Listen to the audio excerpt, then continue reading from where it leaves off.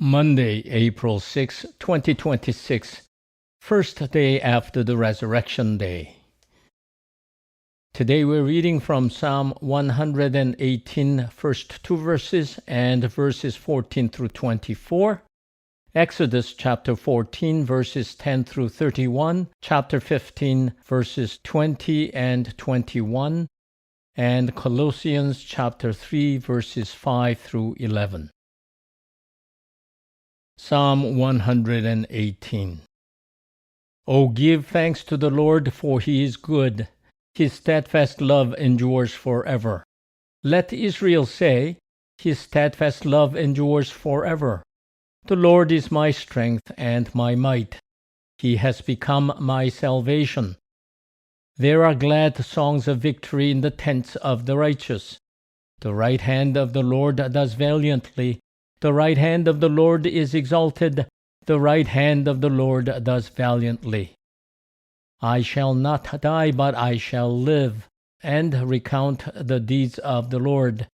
The Lord has punished me severely, but he did not give me over to death. Open to me the gates of righteousness, that I may enter through them, and give thanks to the Lord. This is the gate of the Lord, the righteous shall enter through it. I thank you that you have answered me and have become my salvation. The stone that the builders rejected has become the chief cornerstone. This is the Lord's doing. It is marvelous in our eyes. This is the day that the Lord has made. Let us rejoice and be glad in it. Exodus 14, beginning at verse 10.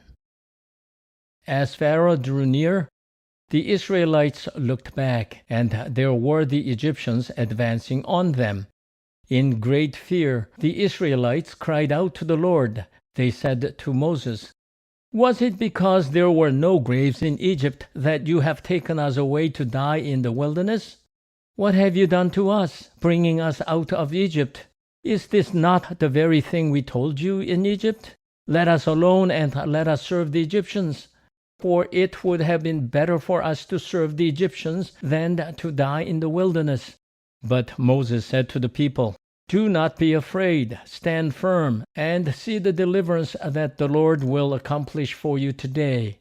For the Egyptians whom you see today, you shall never see again. The Lord will fight for you, and you have only to keep still." Then the Lord said to Moses, "Why do you cry out to me? Tell the Israelites to go forward. But you lift up your staff and stretch out your hand over the sea and divide it, that the Israelites may go into the sea on dry ground. Then I will harden the hearts of the Egyptians so that they will go in after them. And so I will gain glory for myself over Pharaoh and all his army, his chariots, and his chariot drivers. And the Egyptians shall know that I am the Lord, when I have gained glory for myself over Pharaoh, his chariots, and his chariot drivers." The angel of God who was going before the Israelites' army moved and went behind them. And a pillar of cloud moved from in front of them and took its place behind them. It came between the army of Egypt and the army of Israel. And so the cloud was there with the darkness, and it lit up the night.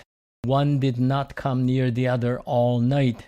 Then Moses stretched out his hand over the sea. The Lord drove the sea back by a strong east wind all night, and turned the sea into dry land, and the waters were divided.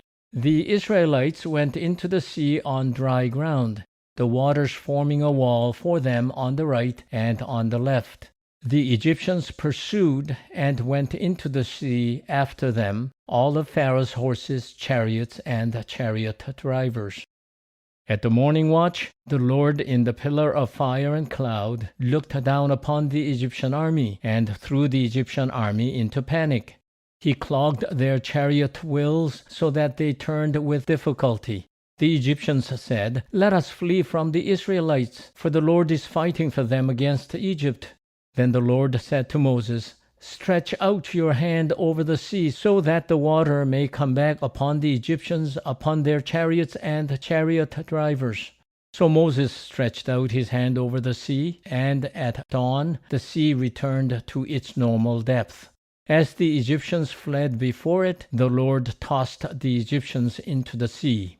The waters returned and covered the chariots and the chariot drivers, the entire army of Pharaoh that had followed them into the sea. Not one of them remained, but the Israelites walked on dry ground through the sea, the waters forming a wall for them on the right and on the left. Thus the Lord saved Israel that day from Egyptians, and Israel saw the Egyptians dead on the seashore. Israel saw the great work that the Lord did against the Egyptians. So the people feared the Lord and believed in the Lord and in his servant Moses. Then the prophet Miriam, Aaron's sister, took a tambourine in her hand, and all the women went out after her with tambourines and with dancing. And Miriam sang to them, "Sing to the Lord, for he has triumphed gloriously. Horse and rider he has thrown into the sea." Colossians chapter 3 verses 5 through 11. Put to death, therefore, whatever in you is earthly: fornication, impurity, passion, evil desire, and greed, which is idolatry. On account of these, the wrath of God is coming on those who are disobedient. These are the ways you also once followed when you were living that life. But now you must get rid of all such things: anger, wrath, malice, slander, and abusive language from your mouth. Do not lie to one another, seeing that you have stripped off the old self with its practices, and have clothed yourselves with the new self, which is being renewed in knowledge according to the image of its Creator.